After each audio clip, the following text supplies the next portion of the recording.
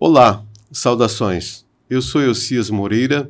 Este é o Cultura em Tópicos, podcast disponibilizado pelo canal J Comércio no YouTube. Jornal do Comércio, 120 anos em 2024. O apoio cultural fica com a responsabilidade de Motonorte, Motores e Máquinas do Norte. Motonorte tem 2 endereços para melhor servi-lo. Um na Rua Itacoatiara, na Cachoeirinha, e outro na Miranda Leão, no centro. Motonorte, cada vez mais perto de você. O episódio 14 de hoje, com o tema O Médico e o Poeta, conversaremos com o escritor e poeta Carlos Almir, que escreveu essa novela biográfica baseado na sua relação com seu pai, que foi médico em Manaus, um médico que atuou durante um longo tempo nos hospitais de Manaus e recebeu homenagens com o nome de uma maternidade que levou seu nome, e também no SESI, onde atuou durante um tempo expressivo. E hoje o Carlos Almir vem contar esses detalhes dessa história, dessa novela que se tornou escrita, mas que foi baseada em fatos reais. E eu vou conversar com o Carlos hoje para abordarmos esse assunto. Seja bem-vindo, Carlos, ao meu Cultura em Tópicos. Poxa, muito obrigado, Elcias. Para mim é um prazer muito grande te rever e estar aqui nesse seu programa e te agradecer pela oportunidade mais uma vez.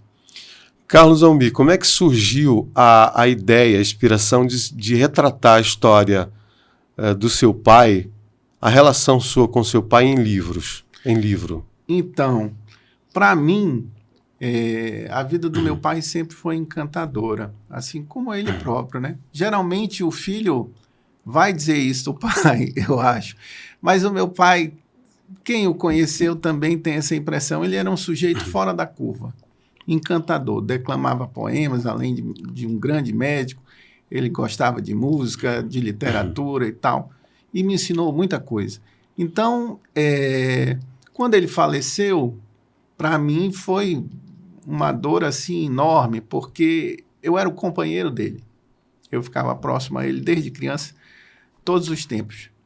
E demorou ainda quase 3 anos para eu ter esse insight, entendeu? Eu tive que morar, eu vendi minha casa, estava construindo outra casa, morei um tempo no quarto que era dele, nas coisas dele, olhando tudo dele, e aquilo me esmagou.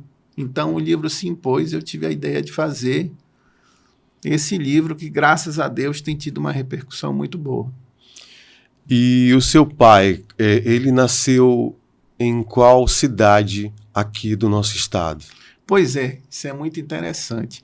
Ele nasceu numa cidade que não existe mais. No Alto Solimões, a cidade chamada Remate de Malhes, que hoje, atualmente, é o município de Benjamin Constant, mas Benjamin Constant já é uma localidade próxima. A cidade onde meu pai nasceu está no fundo do rio. O livro de poemas mais importante de Mário de Andrade se chama Remate de Malhes, porque Mário de Andrade veio visitar a região e achou o nome lindo, que de fato é um nome muito poético. Então, essa cidade, para mim, é uma espécie de encanto. E por isso também a vida do meu pai sempre foi muito expressiva para mim. Ele teve que sair dessa cidade que não existe, morar num colégio de padres para realizar o sonho de criança. Ele sempre quis ser médico. Então, eu achei que isso era uma história assim, fora do comum. E o livro veio somar isso. Depois do livro veio a homenagem da maternidade, e eu acho merecido pelo que ele era. Ele saiu de Remate de Malhes, ele se estudou medicina em Manaus ou em outro estado? Não existia faculdade de medicina em Manaus. Não existia. Ele formou em 1961. Ele atuou exatos 60 anos de medicina. Ele faleceu em 2021.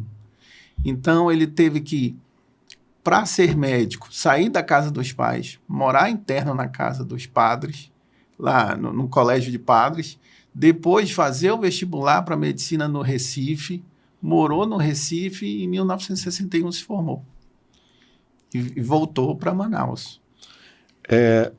Ele tinha o hábito da leitura, de ouvir música. Esse hábito de leitura do seu pai, de que forma influenciou a tua propensão para a escrita? Total influência. Assim, meu pai era um sujeito encantador. Ele acordava de manhã cantando fado, cantando bolero e declamando poemas e declamando trechos inteiros de romance. Ele pegava um parágrafo aí, dizia lá o parágrafo e dizia para mim, quando criança, quem escreveu, Carlos?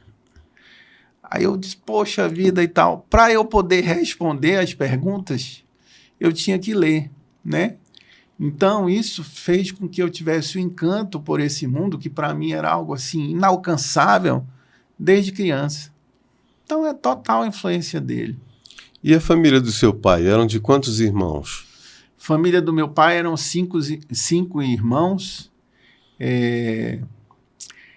Da família do pai, da mãe dele, e ele teve mais um irmão de um outro relacionamento do meu avô. Então eram 6, né? Ele mais 5.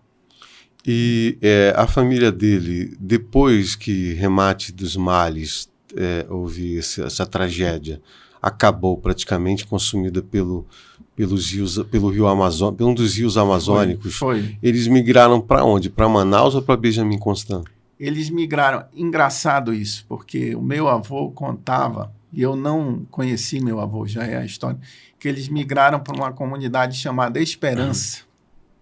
Essa comunidade também eu não encontrei. Depois de Esperança, eles foram para Benjamin Constant. E então eu ainda estou, inclusive, pesquisando isso, porque depois que eu comecei, para fazer o trecho inicial do livro, eu tive que pesquisar sobre Remate Males. Eu encontrei coisas sensacionais. Então, meu segundo livro em prosa será um romance de uma família ambientada em Remate de Males. Porque Remate de Males não era uma cidade com importância pequena. Tinha uma importância muito grande. Chegou a ter 2.000 habitantes. Era um dos principais polos da borracha no Amazonas. Uma cidade rica. Tinha até um vice-consulado do Peru. Tinha igreja católica, maçonaria, dentistas, advogados, um médico, comércio, joalheria, um negócio impensável. Está tudo no fundo do rio. E você está fazendo uma pesquisa sobre Remate dos Males, uma pesquisa histórica? É uma pesquisa histórica, porque eu acho que tem pouca coisa. É uma coisa importante. Assim como Remate de Males, deve ter inúmeras histórias da região que nós desconhecemos e que, por alguma razão, os escritores ou historiadores ainda não chegaram nessa cidade, por exemplo, ou nessas cidades, ou em várias situações. Eu acho muito importante. Uma cidade que foi importante, que teve um vice-consulado do Peru, que deu muita riqueza, não só ao Amazonas, mas ao Brasil. Está no fundo do rio e hoje em dia ninguém fala dela. Carlos, o Médico e o Poeta é o seu primeiro trabalho em prosa. Sim. Como é que se deu esse processo de escrever do poeta para alguém que escreve em prosa, alguém que escrevia em versos Sim. e passou a desenvolver o texto em prosa? Houve alguma dificuldade, algumas barreiras encontradas nessa transição? Não, é engraçado, não houve barreiras, mas aconteceu porque eu percebi que eu só ia conseguir contar a história que eu queria através da prosa. Então foi uma mudança natural. Eu não ia conseguir contar a história do meu pai só com um livro de poemas. Então eu precisava muito realizar esse livro, né? Eu sou um cara que eu só escrevo quando eu tenho uma necessidade extrema. Se eu não tiver o que falar, eu não escrevo. Então foi natural essa mudança para mim. E o gênero novela, que eu enquadro como novela, Sim. que há uma classificação do número de páginas. De páginas. Um romance ele é considerado romance só a partir de tantas Sim. páginas, antes de ser novela.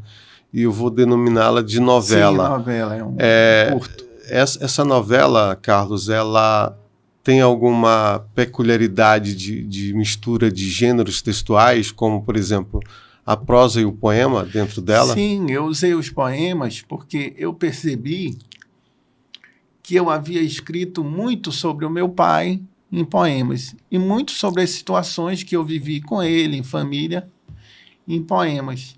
E eu lembrava as exatas situações em que aquilo ocorreram, que estavam no livro. E aí eu utilizei dos poemas, trechos deles, no meio da prosa, para demonstrar o sentimento que aquilo me causou. Isso tem, de uma certa maneira, isso deu um encanto para o livro também. Eu não fiz um livro triste, não é um livro triste, é um livro alegre, até leve. Mas as pessoas choram, se emocionam, lembram dos seus pais. Teve gente que me ligou e disse, olha, eu voltei a falar com meu pai por causa do teu livro.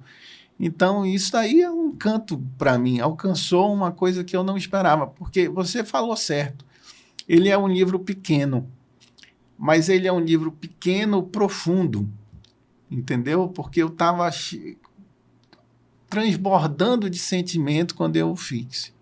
Como em geral, quando eu escrevo, é assim, é como se fosse um copo cheio que fosse transbordar, eu me esvazio e depois aquilo ali começa a encher novamente.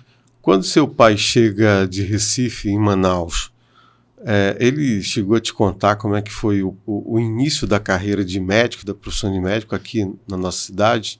Sim, primeiro, quando ele voltou, engraçado isso, meu pai, ele tinha uma consciência, por isso que eu digo que ele era fora da curva. Ele não que o sonho da vida dele era ser médico, porque ele viu o sofrimento do povo dele no interior lá, porque ele morava de frente para um posto de saúde que não tinha médico. Essa fase do médico que tinha, o médico já tinha ido embora, tinha só um atendente lá, que só passava sulfa para as pessoas. Sulfa é um remédio que existe até hoje, que servia para tudo. Se você chegasse com dor de cabeça, dor de barriga ou febre, era sulfa que o cara passava. E o meu pai via o sofrimento do povo. Então, ele percebeu que lá, por exemplo, não tinha nem médico e quando as moças iam ter filho, era um sofrimento. Ele já dizia, eu quero ser médico de fazer bebê nascer. Então, ele pensou em dar esse retorno, entendeu? Ele sempre quis dar esse retorno, ele nunca quis ganhar dinheiro. Ele ganhou dinheiro, claro, porque ele precisava viver, ele tinha filhos e tal, e em Manaus era uma cidade de 40 médicos. Então, ele era muito procurado. Mas até quando ele voltou a trabalhar, ele foi de barco para São Paulo de Olivença para atender as pessoas. Depois ele foi para Quari. E depois ele veio para Manaus. Disse, bom, agora eu vou para Manaus. E ficou aqui em Manaus. E quem não podia pagar, ele atendia de graça. Ele começou a atender os primeiros locais que ele trabalhou, hospitais, clínicas, como é que foi essa... Eu não sei, assim, a sequência exata, mas ele, trabalhou cerca de 40 anos na Beneficente Portuguesa, o mesmo tempo, ou um pouco menos, na Santa Casa de Misericórdia, trabalhou, por último, a maternidade que ficou sendo o nome dele, que era a Maternidade do Alvorada, ele trabalhou por cerca de 20 anos. Então, naquela época, os médicos, eles trabalhavam, eu acho que hoje também, trabalhavam em vários hospitais, né? E não existia cooperativa, ele era funcionário público e tinha um consultório. Então, todas essas maternidades ele trabalhou. E no SESI, que você mencionou, ele foi o médico que trabalhou mais tempo nacionalmente no SESI até hoje. Tem uma placa lá em homenagem a ele, porque ele nunca chegou atrasado, ele era o primeiro a chegar. Chegava às 7 horas da manhã, antes de todo mundo. Chegou a ser coordenador médico do SESI, montou muita coisa que hoje existe no SESI de medicina. E ele passou 50 anos no SESI, isso é algo assim, fora de série. Até hoje tem uma placa lá no andar onde ele trabalhava. E Carlos, como é que ele conheceu a tua mãe? Como é que foi o que eles se encontraram nessa vida? Sim, ele conheceu a minha mãe, ela era professora Minha mãe era professora concursada em escolas públicas, e eles eram jovens, ele já morava em Manaus. Acho que viu a minha mãe, conversou, achou bonita e depois foi pedir ela em namoro lá na casa do meu avô, Felismino, né? As pessoas, que eu acho correto, ia lá com o pai, pedir namoro e começaram a namorar. Namoraram há alguns anos e depois casaram, salvo engano, em 1964, na Igreja dos Remédios. Isso daí, eu tenho até a ideia, porque uma coisa que me penaliza é que eu só escrevi esse livro depois que o meu pai faleceu, né? Eu quero escrever a continuação dele. Também eu contei um lado do que me formou, que foi a família do meu pai, e eu agora pretendo, quando possível, assim que terminar esse, continuar contando a história da família da minha mãe, que aí vai ser uma história completa. Minha mãe era filha de um desembargador chamado Felismino Soares, que era um cara também importante aqui em Manaus. Eu quero contar essa história. E como era o relacionamento do casal, dos seus pais? Como era o dia a dia dos seus pais? Sim, eles viveram também juntos até o falecimento do meu pai. A relação era ótima, assim, meu pai era um sujeito muito brincalhão, mesmo nas situações mais difíceis, né? A minha mãe teve 2 AVCs há alguns anos atrás, e essa fase aí foi bem difícil para nós, enfim, ainda está em recuperação, mas ela está bem, graças a Deus. Eles tinham uma relação ótima, de muita cumplicidade, né? Desde que eu me entendo por gente, era uma relação rica, porque como ele era ligado à literatura e era um grande médico, tinha uma cultura muito grande, estudou sozinho praticamente, apesar de ter sido interno e tal, mas essa questão da literatura, da cultura dele, era uma coisa que ele gostava.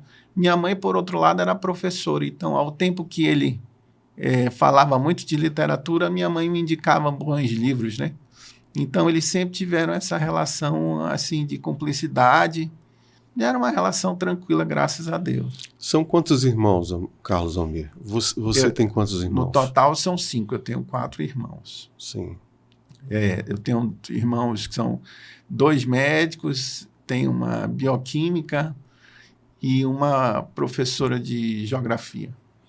Agora, como é que foi a tua formação de escola em Manaus? Sim, eu estudei no Ida Nelson, no CIEC e no Objetivo. A minha formação foi uma formação boa, porque o Ida Nelson, por exemplo, era um colégio referência em Manaus, no sentido que era muito rigoroso, mas também muito rico, e tinha grandes professores. O CIEC idem. E o Objetivo foi para me ajudar no vestibular, porque no último ano eu precisava conciliar essa questão do cursinho e a escola. Então, nós resolvemos ir para o Objetivo. Também foi bom, porque naquela época eram os grandes professores de cursinho, né? Minha formação, agora, o que eu posso dar o crédito grande é o Colégio Ida Nelson, porque realmente, quando eu era criança e adolescente, eles tinham grandes professores, como o professor Vilela, por exemplo, a quem eu aproveito e mando um abraço, que ele está se recuperando de um problema de saúde. Agora, como é que era a tua vida de um futuro escritor na época da escola? Como é que era a tua vida de futuro escritor e também de leitor nessa época? Eu não me dava conta, assim, que eu queria ser escritor naquela época, apesar de já fazer algumas coisas.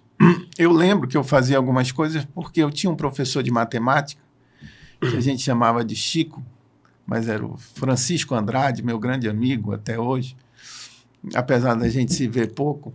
Tive um professor de matemática que ele gostava tanto do que eu escrevia, eu tinha aula com ele particular, aí eu escrevia algumas coisas no caderno, ele pegava para ler, aí ele pegava aquilo ali e colocava nas provas das outras turmas, não da minha turma, né? Então, muitas provas dos anos de outros anos, tinha lá um texto meu no final.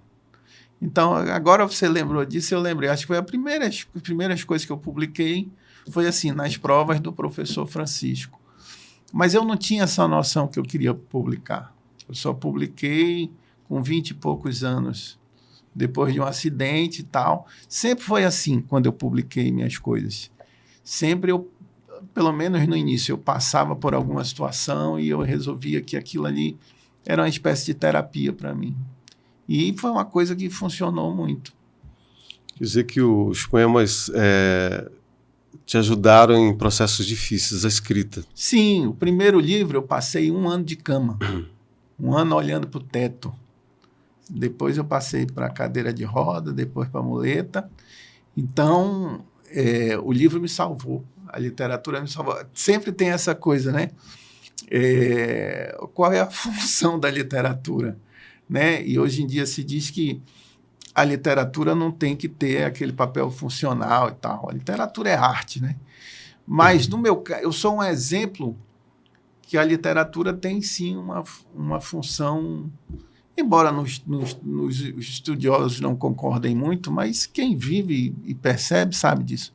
A literatura tem uma função restauradora muito importante em vários momentos da nossa vida. Os livros me salvaram e o meu primeiro livro provavelmente me salvou de uma situação que eu não precisei ir para o psiquiatra, não precisei de tratamento. O livro foi meu tratamento. Agora, por que você ficou 1 ano acamado? O que ocorreu? Não, parece assim que foi uma coisa gravíssima, mas não foi. Foi porque eu fui para uma festividade de faculdade e eu escorreguei, tinha uma situação lá, eu escorreguei e caí. E aí eu fraturei o fêmur e alguns pedaços da perna, tive que operar a minha perna. Como eu já tinha um problema nessa perna específica, eu fiquei... não foi uma recuperação normal, eu tive que ficar imobilizado, operei, coloquei pinos e tal, eu tive que ficar imobilizado para depois voltar. Mas se eu contar que é uma queda besta, ocasiona uma situação dessa grande assim, mas que eu levei com bom humor, porque, enfim, teve situações muito legais, meus colegas de faculdade iam lá e tal. Para mim não foi uma coisa, mas serviu para eu, de uma certa maneira, enveredar realmente para a literatura. Me contam, Carlos Almir, quando você foi publicar o primeiro livro, como é que funcionou o mecanismo, o processo de publicação?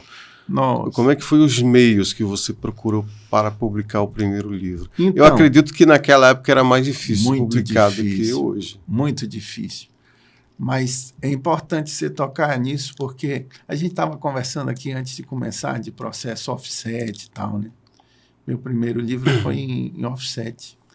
E o livro foi de uma qualidade assim inesperada, porque eu tenho um amigo até hoje, que é praticamente um irmão meu, que é advogado, chamado Pedro Câmara.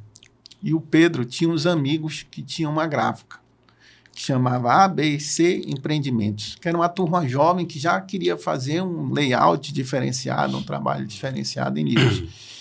E eu comentei com ele, poxa, eu queria fazer um livro e tal, queria publicar um livro, tenho dificuldade. Ele disse, eu tenho uns amigos que têm uma gráfica. Vamos lá. E me levou lá na Rua dos Andradas. Aí eu conheci a Alessandro, a Adonai, o Elvis, que foram pessoas, a Isabelle, que já faleceu, infelizmente, foram pessoas muito importantes nessa primeira publicação. Aí eles me levaram, fizeram o livro bonito, diagramação diferente, ficou ótimo, porque o livro tinha, além dos textos, eu tinha também uns gráficos desenhados, uns desenhos para cada poema, feitos por um grande artista na época, que era o Jorge Josvik, e ele fez para mim esses desenhos. E eles depois me levaram para ver impressão. Carlos, me vem ver impressão. Eu vi uma coisa hoje que não existe mais, mas eu jamais vou esquecer da minha memória, porque isso foi em 1997. E aqui em Manaus, talvez o processo de impressão fosse mais diria atrasado, não sei, mas era a máquina que eles tinham. Sim. A máquina era manual e todos os operadores das máquinas estavam sem blusa, todos com graxa, mas parecia assim que eu estava numa oficina, uma coisa. Mas era muito bacana ver o livro sair e, por exemplo, o livro com a capa em cores, eu não sei como funciona, você sabe disso mais do que eu. Naquela época, por exemplo, cada cor dessa aqui, nós temos o preto, o vermelho, o branco, o azul, era uma chapa diferente. Isso, para mim, foi impressionante. É uma coisa que eu devia ter fotografado, filmado. Eu não percebi na época que aquilo era um negócio que, com o tempo, ia sumir, né? E isso ficou na minha memória, porque o livro, depois vendo, interessante, o livro era costurado, colado, e você olhava para o livro, era um livro como se fosse um livro nacional. Chamava ABC Empreendimentos. E até hoje eu tenho um exemplar desse livro. Carlos, depois dessa história narrada aí da gráfica, dos processos de impressão, como é que foi divulgar o livro na tua cidade? Como é que foi a recepção dos escritores? Havia uma panelinha onde você não podia entrar? Como é que foi que ocorreu isso daí? Isso é difícil falar. Isso é difícil falar para mim, mas a verdade é que na época existia uma panelinha assim, era difícil você entrar naquela panela e tal. Não digo por mal, acho que era uma coisa que o cara estudou tanto, né? Já estava naquele caminho enorme, caminho bonito, não falo isso E aí chega um cara novo, publicando um livro que veio lá, sabe Deus da onde e tal. Mas nesse mesmo caminho que eu tive uma panelinha, eu tive um cara que me abraçou, que eu não esqueço disso, foi o Tenório Teles. Eu lancei esse livro, a Valer tinha, na época, eu acho que era um salão em cima. Eu lancei esse livro na Valer.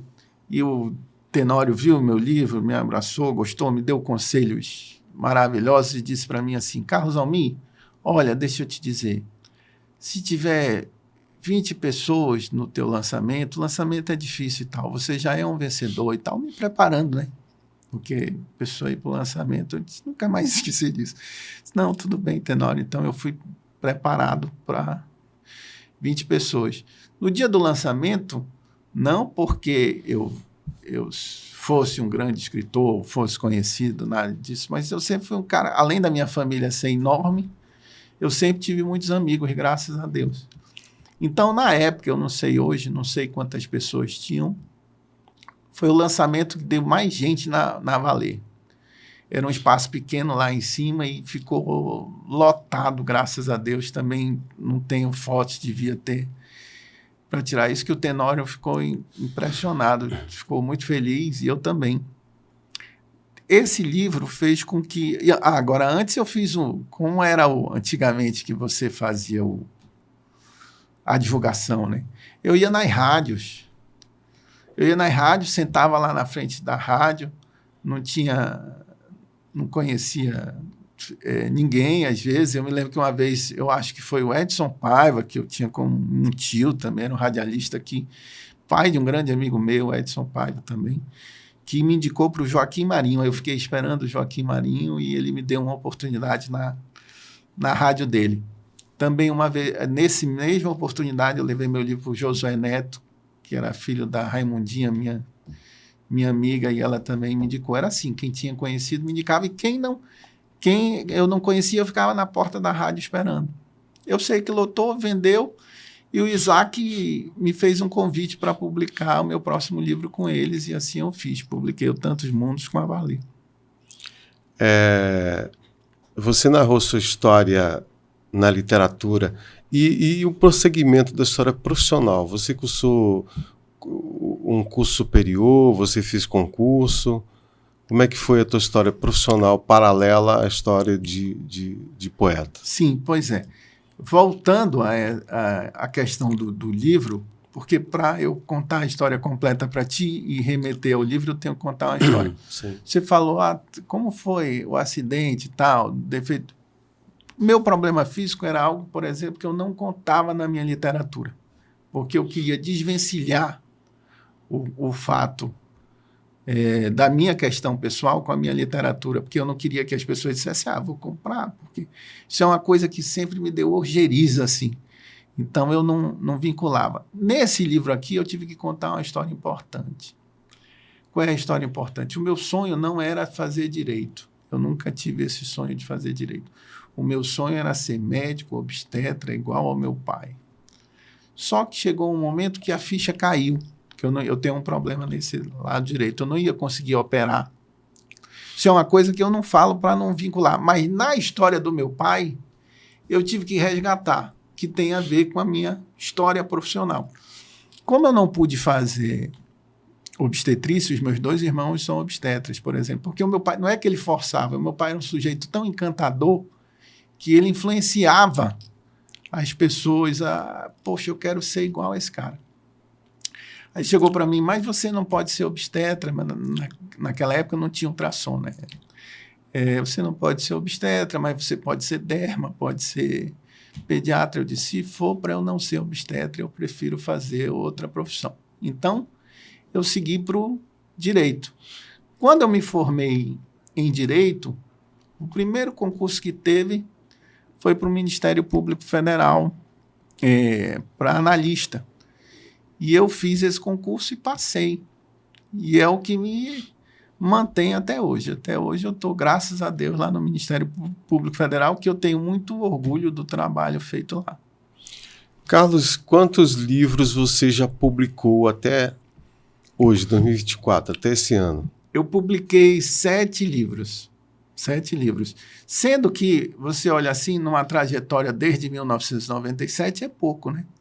Isso acontece porque, depois do Tantos Mundos, da Valer, eu parei 10 anos. Foi isso. Parei 10 anos de publicar. Porque a gente precisa correr atrás do pão, né? Você precisa sustentar a sua família. Eu casei, tive 2 filhos, então eu precisei lutar pela vida, pela sobrevivência. Depois de 10 anos, novamente, o que me trouxe para a literatura foi um problema de saúde. Eu tive que operar o coração e tal. E aquela situação lá me deu uma extrema necessidade de escrever. Eu escrevi, publiquei o Íntimas Palavras, que teve uma repercussão muito boa, e aí eu não consegui parar mais, entendeu? Eu não sei se não fosse essa questão do coração, se eu teria até voltado para a literatura, mas graças a Deus voltei, porque me faz muito bem. Mas qual foi o motivo real que ele fez parar de escrever? Tenta me explicar aí, desvencilhar esse motivo. Cara, porque... como é que eu vou falar isso? Você já era concursado no Ministério Público. Já era concursado no Ministério Público. Só que tem outras questões, né? Quem cuida dos meus filhos sempre foi minha esposa e eu. Nós não temos babá, nós não temos ninguém, porque nós, quando resolvemos ser pai e mãe, a gente resolveu, prioridade máxima são eles. Então, na correria do dia a dia, como você sabe muito bem, a literatura não dá retorno. A não ser para o cara gigante, assim. Paulo, retorno financeiro, retorno financeiro. Outros retornos existem. Tem outros retornos, são os mais maravilhosos da minha vida. Agora, dá retorno financeiro, assim, para o Paulo Coelho, para o Jorge Amado, caras que furaram essa bolha, né? E outros gigantes da literatura mundial, mas a grande maioria não ganha vida com isso. Ganha alguma coisinha, mas... Então, precisei sobreviver antes disso aí. Estudei para outros concursos e fiz vários cursos dentro da minha própria especialidade lá, da minha própria função do Ministério Público. Cheguei a ter cargos lá dentro do Ministério Público que me tomavam praticamente 12, 13, 14 horas de trabalho. Tinha uma época que não tinha plantão. Quem instituiu a primeira escala de plantão fui eu, porque eu tinha um cargo importante lá, então, mas na época o plantão era eu ficava de domingo a domingo, não tinha escala. Hoje em dia, o Ministério Público Federal tem uma escala de plantão que hoje em dia é prática nacional. Mas nem sempre foi assim. Mas foi inaugurada aqui em Manaus, foi você essa ideia? Essa ideia, eu acredito que sim. Tem que ver o histórico, se em algum lugar Sim. tinha essa escala, mas que eu tenha conhecimento, não. Eu dei origem a primeira proposta de escala foi minha. E como é que o poeta ajuda ao funcionário público nos processos de trabalho? Cara, eu não sei se ele ajuda ou se ele atrapalha, mas assim, os dois trabalham com a escrita, né? Os dois trabalham com a escrita. E eu acho que esse processo aí me ajudou muito, da escrita. Mas assim, houve um tempo, até pouco tempo, era um pouco misturado. Com a poesia acontecia muito de eu estar trabalhando aqui, ter uma ideia, eu já tinha meu caderno da poesia e minhas coisas do trabalho. Aí eu virava aqui e escrevia alguma coisa para eu não esquecer e trabalhar de novo aquilo ali, né? Mas hoje em dia eu estou me organizando para ter um terceiro turno. Quando acaba meu trabalho no Ministério Público, eu me volto ao meu trabalho literário. Então, eu trabalho às vezes, 10 da noite até mais tarde. Então, existem 2 turnos hoje, atualmente, na sua vida. Você, como funcionário público, vai até que horas esse turno como funcionário público? Funcionário público, assim, depende do dia, porque Sim. Tem dia que eu estou de home office, mas mesmo em casa eu entro tipo 9 da manhã, saio 4 da tarde. Mas nesse 4 da tarde tem meus afazeres como pai, né? Correto. Às vezes meu filho está em fase de estudo para vestibular, e buscar ele no cursinho, levar ele no cursinho. Minha filha é pequenininha, às vezes eu ajudo ela na tarefa, tem 9 anos. E aí, quando chega de noite, que o movimento da casa, aí todo mundo dormir, aí eu vou trabalhar. Aí você veste as roupas do poeta, do escritor, do artista. Que é um pijama, né? Hoje você concilia isso bem, mas como é que foi chegar a esse nível de compreensão de que os dois, o funcionário público e o poeta, poderiam conviver harmonicamente? Eu acredito que houve imensas batalhas até chegar a esse entendimento, essa compreensão. Cara, as batalhas foram muito grandes, assim, porque eu mesmo não parava para planejar isso, né?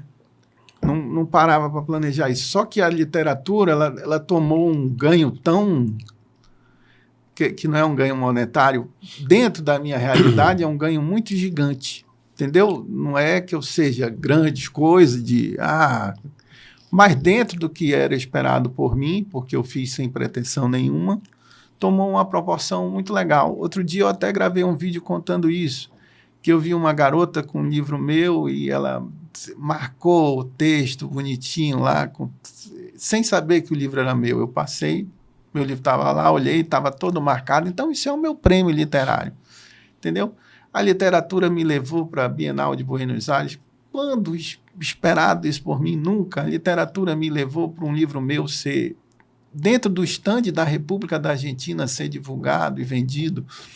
Então, esse é o meu ganho. Mas não era esperado, porque nessa luta do dia a dia, eu não parei para, vou fazer um curso, vou estudar sobre literatura, que é muito necessário, entendeu? O que eu escrevo é fruto da minha própria leitura, da minha busca, e além de romance e tal, ler alguns livros que me ajudaram, o próprio livro do Zé Maria Pinto, que trata sobre a arte de escrever, agora eu não me recordo o nome, tinha um livro que foi me indicado pelo Aníbal Bessa, eu tive grande sorte na minha vida. O Aníbal Bessa é pai de um grande amigo meu, que é um irmão também, o Aníbal, que é o Turenco Bessa, que é artista plástico. Eu convivia lá. Eu disse: tio, o que o senhor pesquisou? Não tinha curso, não tinha nada, né? Aí ele disse: para você, eu vou contar. Não fique espalhando por aí, tá, mas você tem que ler esse livro. Aí eu me lembro que eu li o ABC da literatura, do Erza, não sei nem se a pronúncia é essa, Erza Point.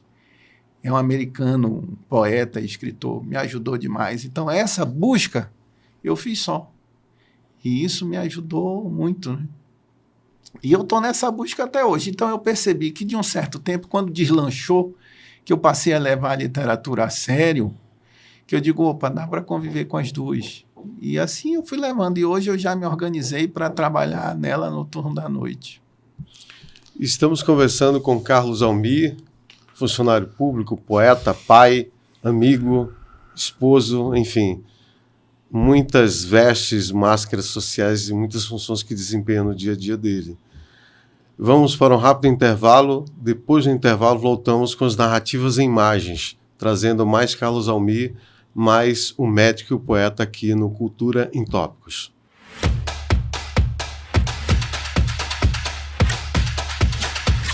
A Motonorte é uma empresa especializada no setor náutico, industrial e agrícola.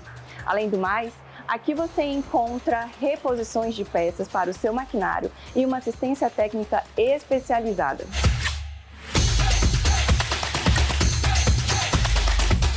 Trabalhamos com os melhores produtos do mercado, como MWM, Stihl, Yamaha, Honda e mais de 500 fornecedores disponíveis para você. Você nos encontra em 2 endereços, Rua Miranda Leão 411 Centro e Avenida Itacoatiara 418 Cachoeirinha. Motonorte, cada vez mais perto de você. Venha para a Motonorte! Este é o Cultura em Tópicos, podcast disponibilizado pelo canal J Comércio no YouTube. Hoje, com o tema O Médico e o Poeta, recebemos Carlos Almir aqui na bancada, que está nos contando sobre a história dessa novela autobiográfica e também da sua carreira como artista, como poeta, escritor, como funcionário público, enfim. É um bate-papo agradabilíssimo. E agora, nesse segundo bloco, nós iremos entrar nas narrativas em imagens, com Carlos Almir contando as imagens que vão surgir na tela. Eu vou pedir para o pessoal da técnica soltar a primeira imagem aqui na tela, para que o Carlos Almir fale dessa imagem aí, Carlos. Ah, legal. O primeiro ali de paletó claro, lado direito, é o meu pai. Essa é a família dele. Pai, do lado dele, em pé, o tio João, e ali o tio Raimundo, que chegou a ser deputado estadual. Os que estão de pé, tu falas, né? De pé. Sentada é a minha avó Francisca. O de paletó claro ali, primeiro, é o seu pai. O Aí meu pai. depois, em pé, segue o seu tio João, mais alto, né? De bigode. Isso, mais alto de bigode. E o último é o seu tio? Tio Raimundo. Já faleceu. E sentado, começando pelo seu... ali sentado é o meu avô. Seu avô. João. Ele trabalhava com borracha. Aqui minha tia Graça e o meu tio Aloísio, que você conheceu entrevistando ele para o livro, né? Que é o presidente da Ciama ali. Certo. E minha avó Francisca. Meu avô era dono de seringal, na época da borracha. Isso é lá no interior, Carlos? Não, isso já é aqui em Manaus. Já é aqui em Manaus. Já é aqui em Manaus. Já é aqui em Manaus. Meu pai, eu acho que estava já... Eu não sei que idade ele tinha aí, mas ele já estava se preparando para cursar medicina. Esse seu tio foi deputado estadual? Meu tio foi deputado estadual. Qual é o nome dele?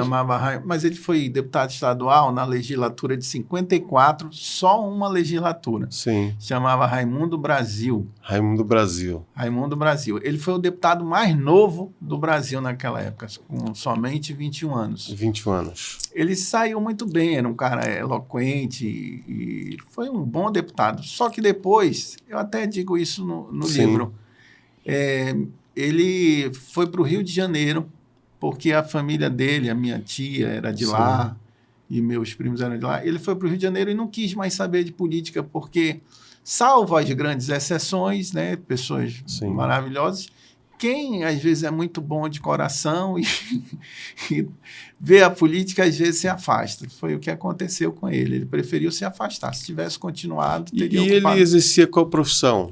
Ele foi, todos eles, de uma certa maneira, ajudavam meu avô no comércio. Né? E ele lá no Rio de Janeiro, ele chegou a ser funcionário do CREA.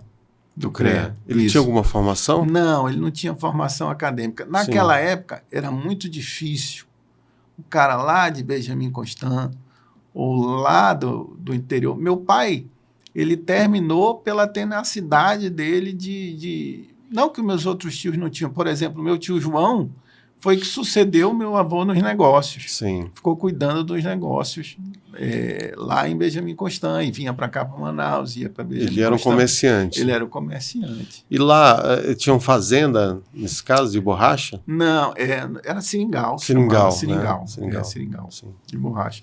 Que engraçado isso, a história da minha família. Todo mundo fala, né? Eu até um dia vou escrever um livro sobre isso. Todo mundo fala assim, e de uma certa forma, não estou dizendo que não é verdade, é verdade. Teve grande verdade. O dono de seringal é o opressor, e o seringalista, que não sei se chama seringalista, que vinha de fora para... Seringalista e seringueiro. Seringueiro. Extrair a borracha e tal, era oprimido. Na verdade, por exemplo, meu avô já foi no segundo ciclo da borracha, já no finalzinho. Ele passou a maioria da vida pobre, e ele, como era o cara que entendia tudo lá do seringal, e o dono do seringal faleceu, os filhos do dono do seringal não quiseram tocar o negócio. Então, meu avô pegou o negócio, passaram para ele, meu avô comprou, com o dinheiro que ele tinha, comprou o seringal, e começou a trabalhar no seringal, teve uma certa ascensão, que foram poucos anos, e depois, no final da vida, ele já perdeu o dinheiro, porque ele teve câncer e gastou tudo que tinha no tratamento de câncer. Então, é uma riqueza, por exemplo, o pessoal diz, era rico, milionário, talvez os primeiros, sim. Os outros eram sacrificados. É uma riqueza, por exemplo, que eu não sei se houve, não chegou até mim, nem no meu pai. Isso é na década de 30, 40, né? Isso, década de 40, mais ou menos. Sim. Mas já o final. Agora, realmente, ele ganhou algum dinheiro e depois já o dinheiro foi embora, porque ele precisou gastar o dinheiro. Ele veio da pobreza para a riqueza, vamos dizer assim, e para a pobreza de novo. Não para a pobreza, mas não teve esse lance da riqueza. E uma coisa que é interessante, que eu pesquisei, por exemplo, o pessoal fala assim, o dono de seringal já vendia para o pobre do extrator da borracha o produto caro. Na verdade, ele comprava caro porque o regatão, que era o barco, já comprava daqui, então tinha o custo do óleo, o custo da viagem, o custo não sei o quê, e ele ia vender para quem? Então, na verdade, era todo um sistema que envolvia... Isso eu estou falando do primeiro seringal lá de baixo. Não estou defendendo ninguém. Meu avô já foi no finalzinho. Mas era todo um sistema que se servia daquilo. Era o próprio regatão, essa história de dizer, não, o cara comprava e vendia. O próprio regatão já trazia mais caro por causa da viagem, o custo e tal. Mas o Brasil deve muito ao Amazonas. O Amazonas emprestou dinheiro para o Brasil, quando o Brasil estava quebrado, com a promessa de devolução desse dinheiro, que foi a borracha. E até hoje não devolveram. Então, eu acho que a nossa história ela tem que ser resgatada e o valor do Amazonas ser recuperado. Nesse sentido, que a gente é relegado a segundo plano, né? Em tudo. Estamos conversando aqui com Carlos Almir, contando as histórias do ciclo da borracha, do segundo ciclo, que também foi uma pesquisa que ele fez para escrever o seu livro, o último livro publicado em prosa, uma novela biográfica, O Médico e o Poeta. E vamos a mais imagens aqui na tela para o Carlos Almir contar essa história. Esse é seu pai? Esse aí é galã de cinema, aí é meu pai.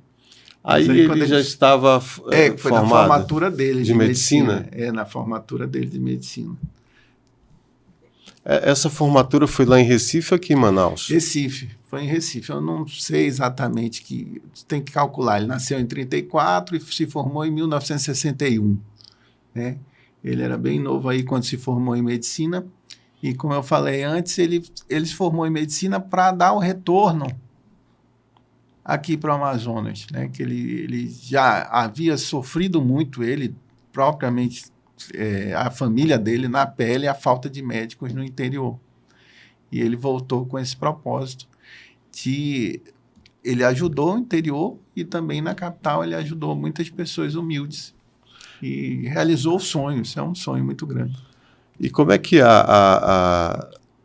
com relação aos teus irmãos, que daqui a pouco eu acho que tem uma imagem, como é que foi a inspiração para eles continuarem a profissão do seu pai? Você falou que o seu pai era um homem inspirador. Era. Ele estava fora da curva em atitude, não só como médico, porque ele era um cara que não gostava de aparecer, não gostava de propaganda, não gostava... Se, por exemplo, você convidasse ele naquela época, doutor Antenor, seu pai dá uma entrevista para mim, ele ia te tratar muito bem, mas ele ia te dar uma desculpa, e não vinha porque ele não gostava de divulgação nenhuma, mas fora isso, ele ajudava muita gente sem aparecer, do ponto de eu assistir coisas assim inimagináveis. Ele entrar numa loja, sair correndo com um colchão na cabeça para entregar para uma pedinte na rua. Chegou a dar uma casa para uma pessoa. Se ele não gostava que eu falasse, eu não vou aqui. Mas ele tinha essas atitudes inspiradoras. Ele dizia que o médico é um sacerdócio. Medicina não foi feita para ganhar dinheiro. Medicina foi feita para fazer o bem. Então, isso já era... Claro, tem muitos médicos assim, eu não estou dizendo que meu pai é um santo, mas ele já era um ponto fora da curva, isso aí, porque ele realmente exercia isso com um grau máximo. Assim, não tinha vaidade alguma, não gostava de aparecer, serviu muita gente humilde, se voluntariou para atender os jansenianos num hospital na Colônia Oliveira Machado. Então, era um cara inspirador. Isso, ele nunca pediu para os meus irmãos ou para mim, você quer ser médico? Para ele ser obstetra, nunca pediu, mas as atitudes dele fizeram eu tenho certeza, fizeram meus irmãos ser a mesma especialidade, assim como era um sonho meu. Carlos Almir, Cultura em Tópicos, retratando a história desse homem fora da curva, como disse o Carlos Almir, e vamos a mais uma imagem na tela. Olha aí, Carlos. A imagem está meio desfocada porque foi tirada de uma reportagem de jornal, que certamente foi meus irmãos que marcaram, e meu pai estava lá, esse bebezinho aí é minha filha, e foi tratando, eu acho, dos 50 anos de formatura dele. E qual o nome desses teus dois irmãos que são médicos? Eu tenho um irmão chamado João, João Barbosa Ferreira, e o meu irmão Antenor, que tem o mesmo nome do meu pai, é José Antenor Barbosa Ferreira Filho. Eles atuam em Manaus, na medicina em Manaus? Em obstetrícia. Eles operaram muito tempo, cesárea e parto normal e tal, aquele trabalho de atendimento mesmo, e agora eles trabalham há alguns anos com ultrassom. Ultrassonografia. Não estão mais no consultório. Porque eles fizeram especialidade em ultrassonografia, inclusive, mas tem consultório, porque o meu irmão, salvo engano, está atendendo junto com a minha cunhada, que é pediatra. Ele fez uma especialização, o João, em ultrassonografia infantil, Sim. Que é algo que aqui era raro. E eles estudaram bastante e hoje estão assim, mais tranquilos, não que seja tranquilo, Sim. mas mais tranquilo nesse campo da ultrassonografia. E, Carlos, a literatura, vamos voltar um pouco à literatura em si. Você fala do turno do poeta. Como é que funciona o teu processo criativo?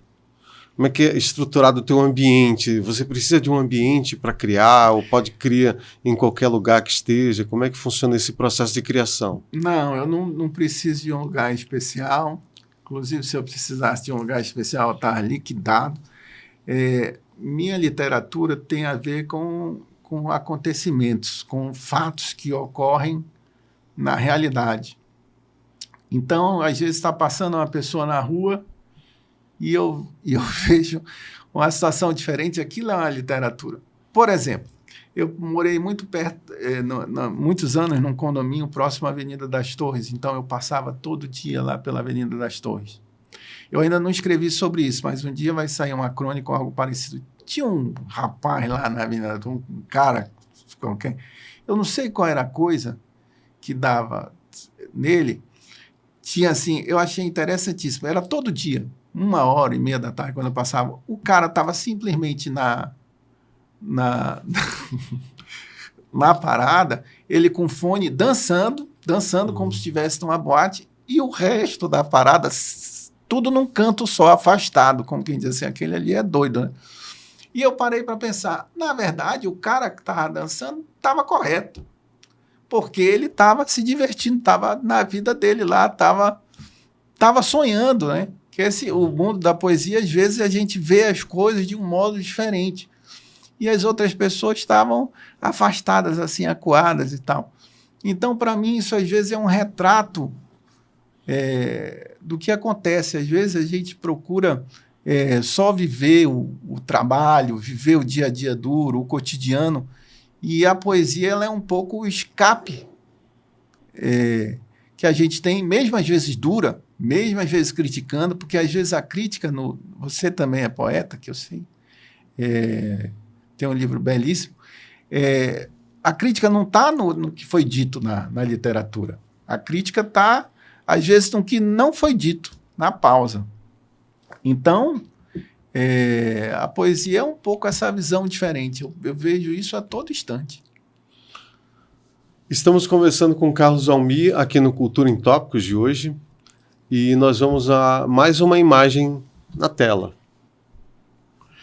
Isso aqui é o meu pai serrando uma placa em homenagem a ele, aí tem alguns dizeres e a própria imagem dele nessa placa no SESI, porque aí ele tinha completado 50 anos de SESI sem faltar um dia, sem atrasar, era o primeiro que chegava. Esse estabelecimento fica em qual SESI, o Carlos? É o da Joaquim Nabuco. Joaquim Nabuco. Essa placa aí é no andar exato que ele trabalhava. Você sai do elevador, salvo engano, é o 2º andar, tem a placa já de cara para o elevador, que é uma homenagem bonita, né? Não só porque ele era aquele funcionário padrão, mas pelo trabalho que ele fez em prol do SESI, não só no Amazonas, mas no Brasil.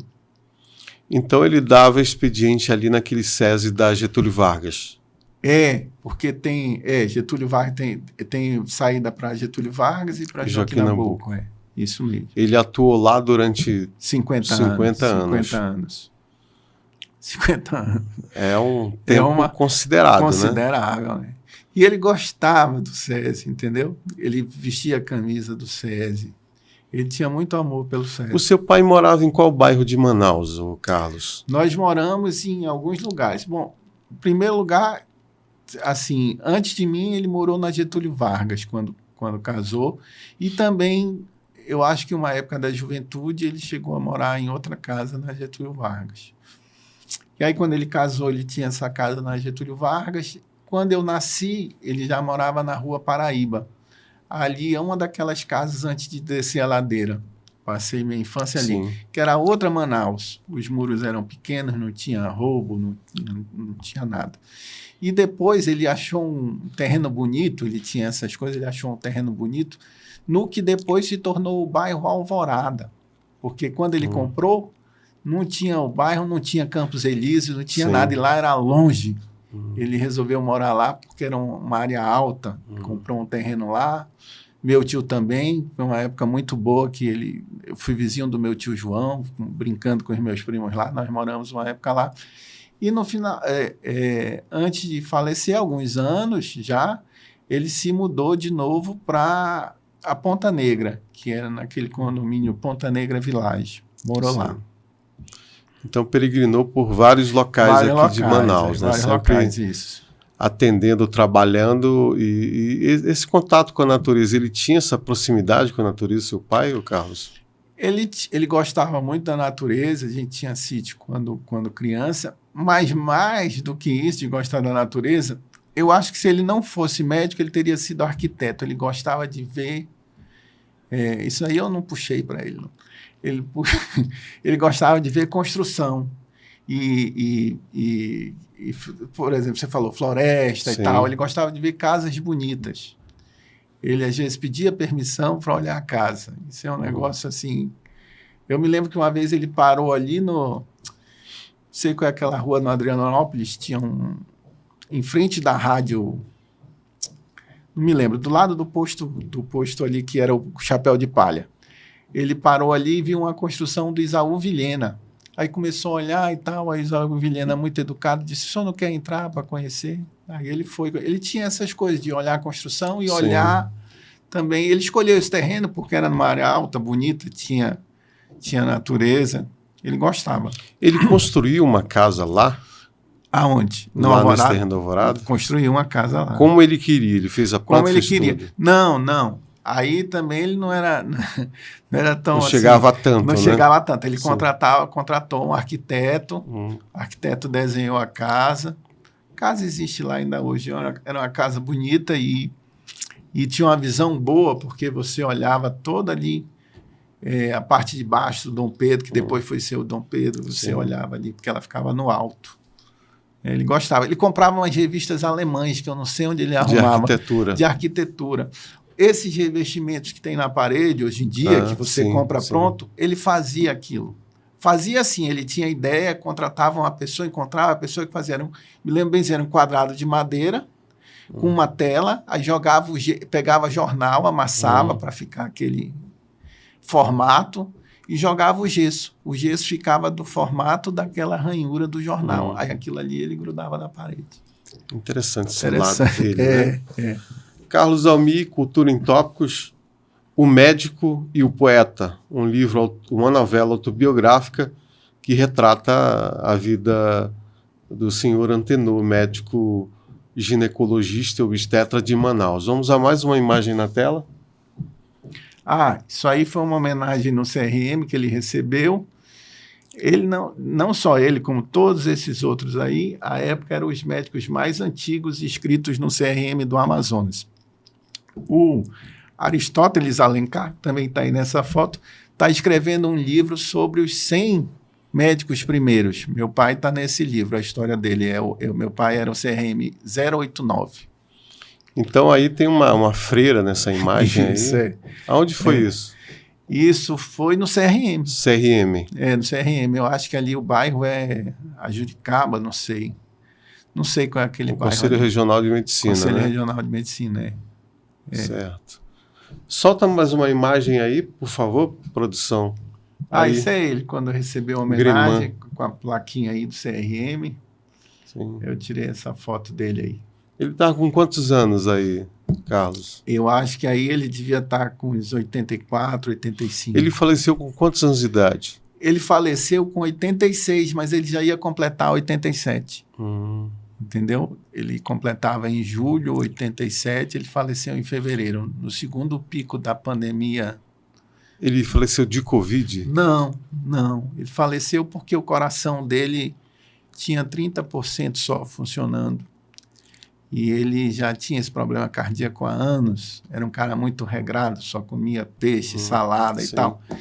Mas a pandemia foi uma pressão muito grande, né? Porque existe a morte pelo Covid e existe uma coisa que hoje em dia quase ninguém fala, a morte colateral daquela situação ali, que você não tem como provar, mas consequência com certeza de quem contribuiu.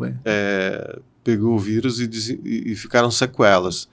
E você fala em mortes das sequelas da Covid. Não, por exemplo, quem tinha comorbidade já, que era o caso dele, que tinha um problema cardíaco grave, você ter 30% só do coração funcionando, já é uma situação muito, muito delicada. E você, nessa época, ele não parou de trabalhar. A gente queria que ele ficasse em casa, ele não queria ir trabalhar. Nessa época, nos hospitais, era uma loucura completa. Ele trabalhou até com quantos anos de idade? Até morrer. O último dia que ele morreu. Com 86 anos, ele ainda ia trabalhar. Trabalhava, dirigia. Eu disse para ele antes, papai, por que o senhor não para? Ele dizia, isso há alguns anos, né? Sim. Se eu parar, eu morro. Eu preciso trabalhar por causa da minha cabeça. Então, que a gente é um pouco assim também. E ele, nos últimos anos, ele atendia lá no SES ainda? Não, ele já tinha se aposentado do SES. Sim. Acho que uns 2 anos antes, 3 anos antes. Não, mais, porque o SES ele fez 50 anos de SES, aí, não, mas se bem que ele passou uns 55, eu acho. E ele, quando ele faleceu, ele tinha 60 anos de medicina. Né? E não atendia no SES, atendia em outros hospitais ou clínicas? Era. posto. Não, era hospital. Ele estava. A última maternidade que ele estava, eu acho que era a maternidade do Alvorada, que hoje é o nome dele, né? Maternidade Dr. Antenor Barbosa. O Dr. Antenor Barbosa, Carlos, ele estava na linha de frente da Covid? Não tenho como dizer isso para você. Eu acho que não, porque ele era obstetra, né? Sim. Eu acho que não. Mas o correto... Mas ele trabalhava nessa época, estava trabalhando. Estava trabalhando. Naquela época, todo tipo de médico estava... Meu pai, eu acho que nem chegou a se contrair, mas todo tipo de médico estava correndo risco, quem você atendesse, né? Mas ele... Eu suponho, eu não tenho certeza, nem tenho como provar, mas eu suponho que a pandemia contribuiu muito. Se fosse numa outra situação diferente, mais suave, talvez não tivesse acontecido. Esse é Carlos Almir, nessa conversa descontraída, uma conversa suave, leve, relembrando, acessando os arcabouços da memória para lembrar as histórias do senhor Antenor, que foi médico durante um tempo expressivo aqui na nossa cidade. Vamos a mais uma imagem na tela? Isso sou eu, meu pai e minha mãe. Essa imagem eu acho interessante, não sei se tem como aproximar, é o meu rosto aí de felicidade, porque ele estava me abraçando aí. Mas você, minha mãe e meu pai.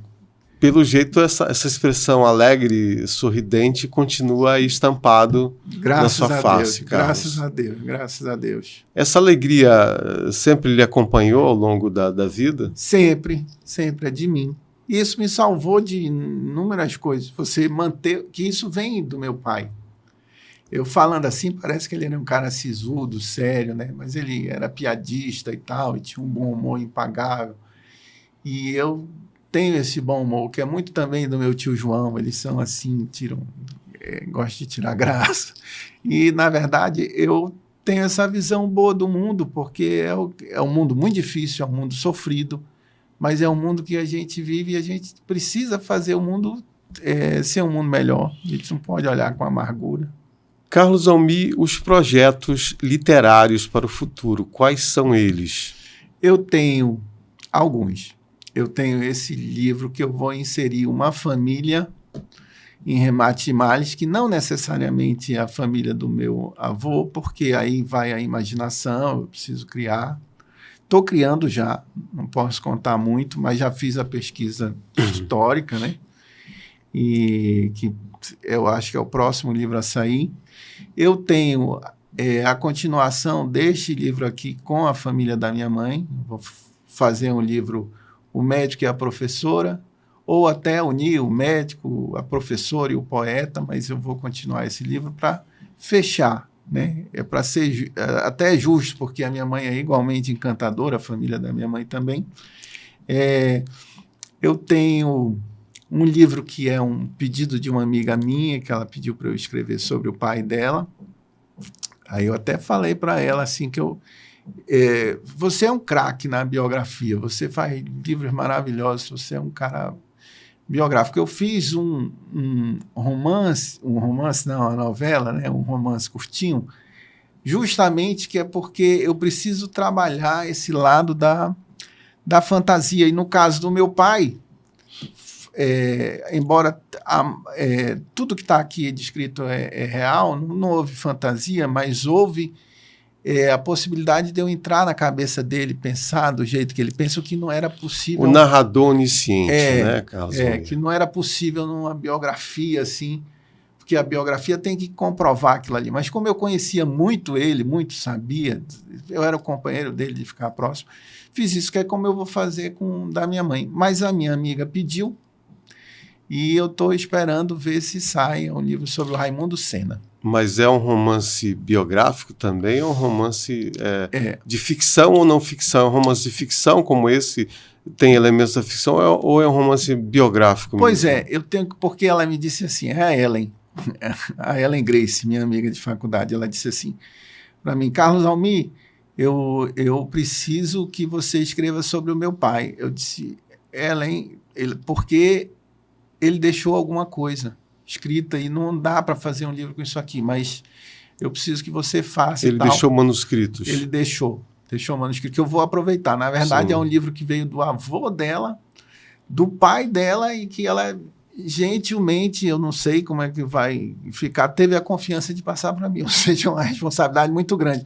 Aí eu disse a Ellen, olha, é o seguinte, isso aqui eu tenho que ver, porque tem a história do bairro, tem a história de famílias do bairro, isso não é uma coisa assim, isso é uma coisa estudada, é uma coisa difícil, você sabe, é uma coisa difícil. Tal.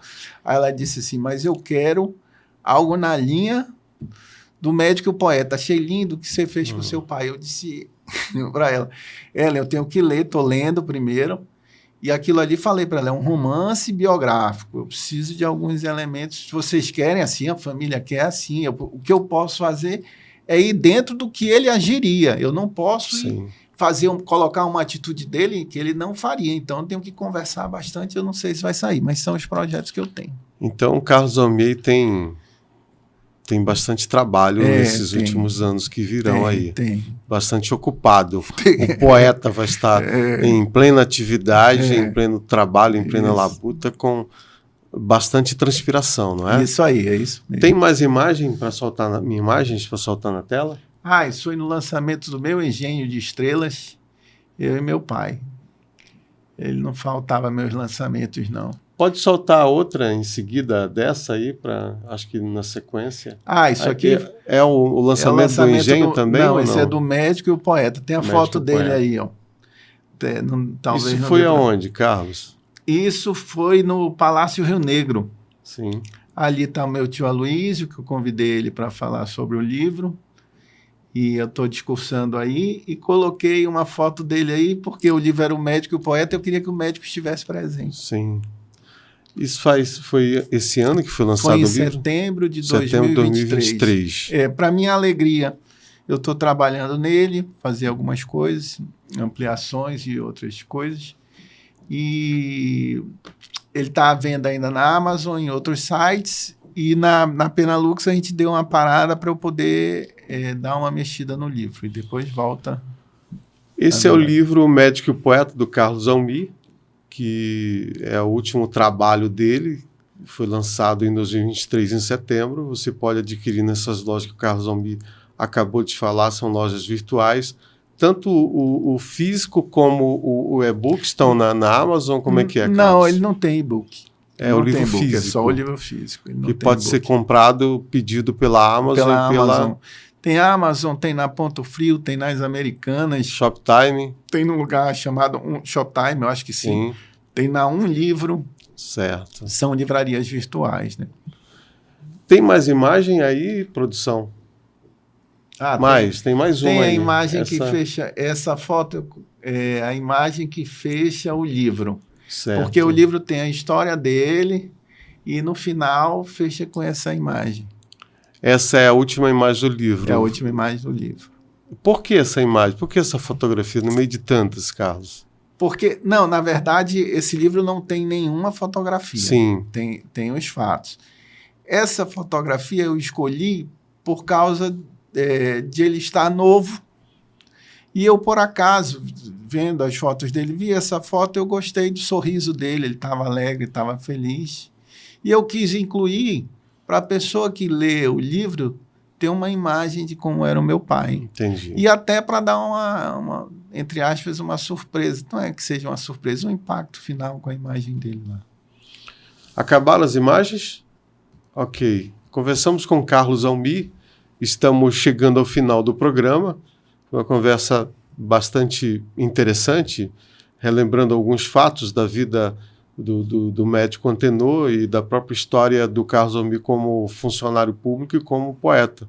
Eu quero pedir suas considerações finais, Carlos Almier. Nossa, Elcias, eu queria te agradecer demais pela oportunidade, pelo convite, pelo carinho comigo. Você é um cara muito respeitoso, muito bacana. Isso é uma oportunidade para a gente, assim, inenarrável. É uma coisa muito importante, porque aqui, você sabe, a gente tem poucas oportunidades de divulgação. E é isso, queria agradecer os leitores que me prestigiam e espero que continuem me prestigiando. É uma alegria sempre poder trabalhar com literatura. As pessoas podem te encontrar em quais canais das redes sociais, Carlos? Eu estou no Instagram, é Carlos Almir Ferreira. Eu estou também com o mesmo nome, né, no Facebook. E há postagens frequentes para os teus leitores e amigos? Sim, eu posto frequente. Sem a rede social, graças a Deus, hoje existe internet e rede social, né? Antes as oportunidades eram restritas. Sem a rede social, não consigo divulgar meus livros. Então, eu estou presente nas redes para poder divulgá-los. Eu conversei com essa simpatia de pessoa, Carlos Almir, que quero agradecê-lo por comparecer a essa entrevista, essa conversa, não foi uma entrevista, foi uma conversa. Quero agradecer também ao Guilherme e ao Leonardo na técnica de som e imagem. Quero agradecer você, telespectador, pela sua audiência, a Motonorte pelo apoio cultural, o Jornal do Comércio pela parceria e, sobretudo, agradecer a Deus. Tenha uma ótima semana.